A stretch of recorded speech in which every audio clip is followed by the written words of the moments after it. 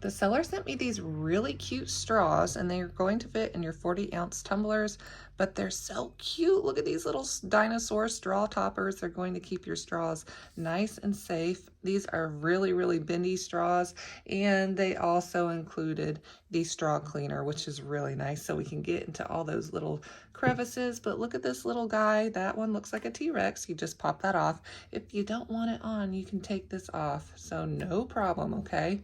But look how cute that little guy is. Then we've got this one. I don't know what he is. He kind of looks like a T-Rex too. Maybe not.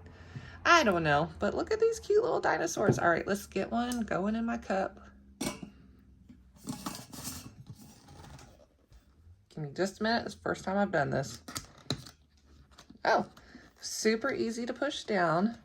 No problems at all. Let's see where it hits the bottom. There we go. Now we have a cute little dinosaur head sticking up from the top of our cup. And it has plenty of space for you to drink out of that straw without hitting the sides.